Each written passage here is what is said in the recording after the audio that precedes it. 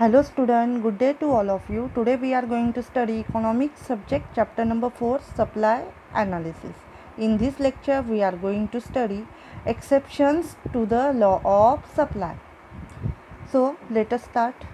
First exception to the law of supply is supply of labor. We see assumptions. Assumptions means we assume that everything remain constant there, which will affect the law of supply, increases or decreases. But there are certain exceptions to the law of supply. What are they? First one, supply of labor. Labor supply is the total number of hours that workers to work at a given wage rate. It is represented graphically by a supply curve. So labor supply means what? For how many hours they work in a particular day, which can be shown with the help of supply curve. In case of labor, as the wage rate rises, the supply of labor would increase. आपण बघतो जर wage rate increase झालं तर काय होणार आहे तिथे supply of labour means here we taken into consideration hours of work, म्हणजे त्यांचं काम करण्याचा जो वेळ असतो तो काय होतो तिथे इन्क्रीज होतो आहे. म्हणजेच काय असणार आहे, in short supply of labour पण काय होणार आहे, इन्क्रीज होणार आहे. कशामुळे होणार आहे, जेव्हा वेज रेट इन्क्रीज.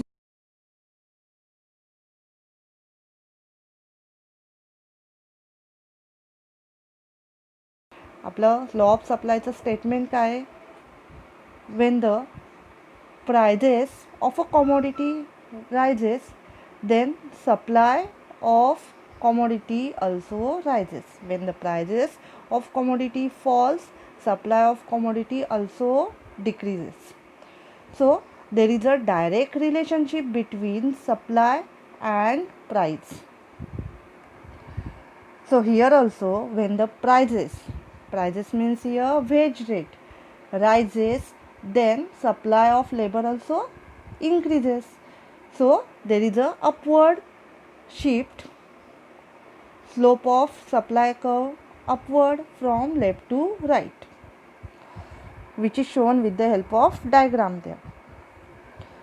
म्हणजे इथे कसा स्लोप आहे, जेव्हा इन्क्रीज होत आहे वेज रेट तेव्हा काय असणार आहे स्लोप सप्लाय कर्वचा upward from left to right, that is S from S to A. हा स्लोप कसा आहे, अपवर्ड आहे. Supply of labour falls with a further rise in wage rate and supply curve of labour bends backward. But आता आपण बघितलं increase होतो आहे wage rate, then काय असणार आहे, then there is a increase in the supply of labour. पण जेव्हा त्याच्यापेक्षा आणखी वेज रेट इन्क्रीज होत आहे मग तेव्हा त्यांचे काय होणार आहे, काम करण्याचे जे हवर्स आहेत, हवर्स ऑफ वर्क, ते पण इन्क्रीज होणार आहेत. बट त्यांना काय करायचं असतं, रिलॅक्स पण करायचं असतं. जो त्यांचा लेजर पिरियड असतो तो पण असणार आहे त्याच्यामध्ये. कंटिन्युअसली कोणीही काम करू शकतं का, नाही. सो तिथे काय असणार आहे, त्यांचा रिलॅक्स पिरियड असणार आहे किंवा थोडं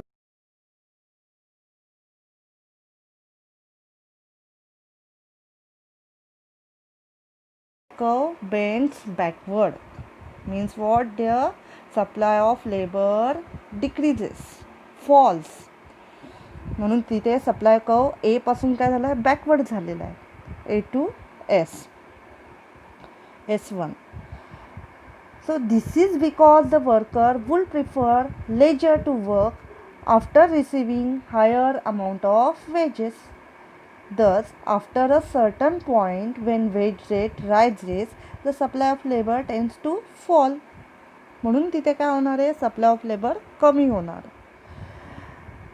So this can be shown with the help of a diagram which explains the backward bending supply curve of labor.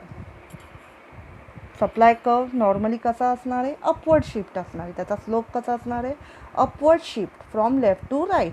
पण जेव्हा वेज रेट आणखीन इन्क्रीज होतात आहेत तिथे काय असणार आहे, सप्लाय ऑफ लेबर डिक्रीज होणार आहे. कारण त्यांचा जो पिरियड असतो रिलॅक्सचा तो कधी त्यांना हवा असतो थोड्या जास्त वर्क ऑफ आवर्स काम केल्यानंतर त्यांना थोडासा पिरियड रिलॅक्ससाठी हवा असतो. मग जेव्हा वेज रेट आणखीन इन्क्रीज होणार आहे तेव्हा काय होणार आहे, सप्लाय ऑफ लेबर डिक्रीज होणार. म्हणून तिथे काय आहे, बॅकवर्ड बेंडिंग सप्लाय कर्व आहे. So here table will be given. First column wage rate in rupees per hour, second column hours of work per day, and third column total amount of wages. आता first कॉलममध्ये तुमचे wage rate दिले, प्रत्येक अवर्सला किती wedges असणार आहेत त्यांना. So first आहे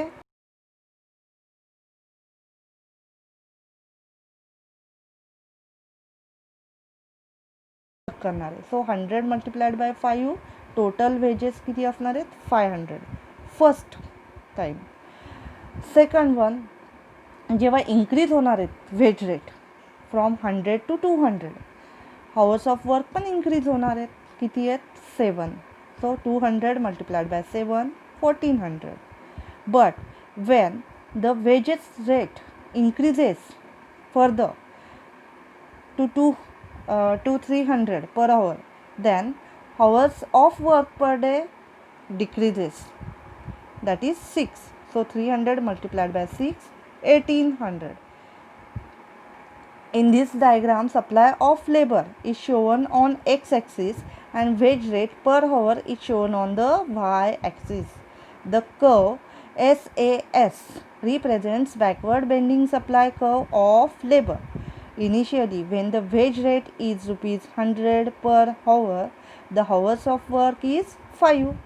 तेव्हा काय असणार आहे, त्यांचा काम करण्याचा जो पिरियड असणार आहे तो किती असणार आहे, per day 5 hours. The total amount of wages received is rupees 500. When wage rate rises from 100 to 200 rupees, hours of work will also rise from 5 to 7 hours, and total amount of wages would also rise from 500 to 1400. At this point, laborer enjoys the highest amount. तेव्हा त्यांना highest amount मिळाले. किती आहे, ती rupees 1400 आहे, ती 500पेक्षा जास्त आहे. And works for 7 hours. त्यांचा काम करण्याचा जो वेळ आहे, हावर्स ऑफ वर्क, तो पण इन्क्रीज झालेला आहे 7 hours. If wage rate rises further from 200 to 300, पण त्यानंतर जेव्हा 200 to 300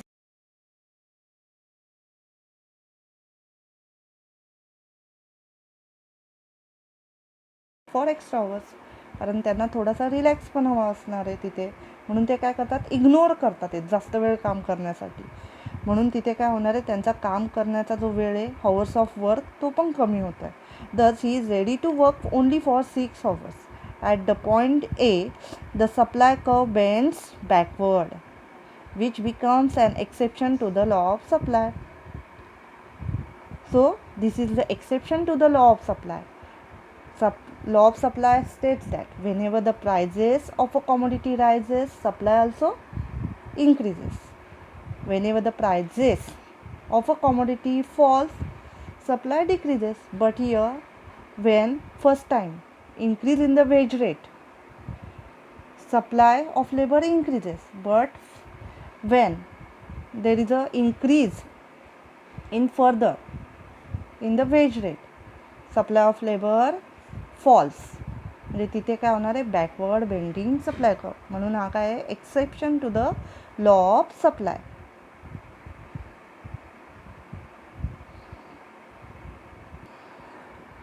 Point number 2, agricultural goods. So this is another exceptions to the law of supply. When, for example, if there is a agricultural production, agricultural प्रोडक्शनच्या बाबतीत काय असणार आहे, ते लगेच काय असणार आहे, पेरिशेबल गुड्स असणार आहे. So it can be supplied immediately after the production, because it cannot be stored for a longer duration, because these goods are perishable in nature.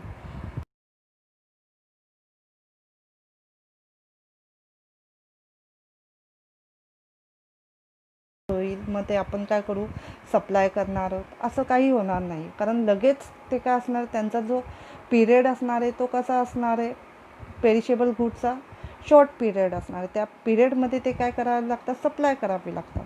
So the law of supply does not apply to agricultural goods as they are produce in a specific season and their production depends on weather conditions. Due to unfavorable changes in weather, if the agricultural production is low, their supply cannot be increased even at a higher price. कारण climatic condition change होतात, weather condition change होतात, soil etcetera. मग त्या particular पिरियडमध्ये जर climatic conditions favourable नसणार आहेत तर ते प्रोडक्शन जरी प्राइजेस भरपूर इन्क्रीज झाल्या तरी त्यांचं प्रोडक्शन होणार आहे का, नाही. म्हणजेच इन शॉर्ट काय होणार आहे, सप्लाय इन्क्रीज होणार नाही agricultural प्रोडक्शनचा. So this is another exception to the law of supply. Third one, urgent need for cash. If the seller is in urgent need for hard cash, he may sell his product at which may even be below the market price. If there is any seller or producer wants hard cash, there is an urgent need for cash, so such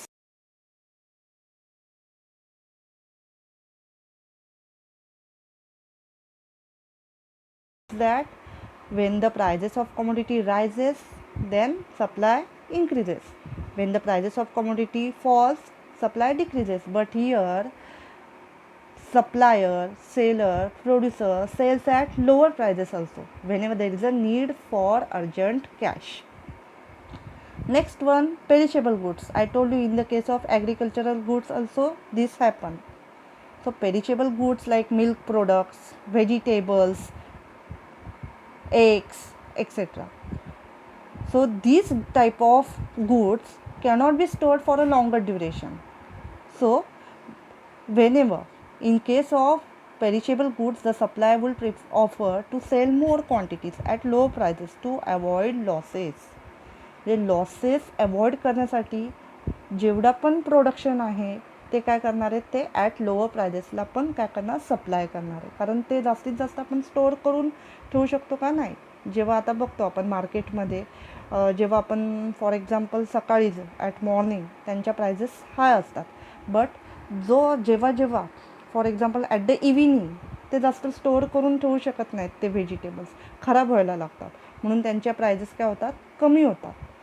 हे normal example आहे व्हेजिटेबल्सच्या बाबतीत. Next one, rare goods. The supply of rare goods cannot be increased or decreased according to its demand. आता जे production करणार आहेत continuously production, for example pen, pencil, spare parts, all this type of goods we can produce much and more. जसं demand असेल तसं काय ते production पण इन्क्रीज होणार आहे, सप्लाय इन्क्रीज होणार आहे. But there are some exception to the law of supply.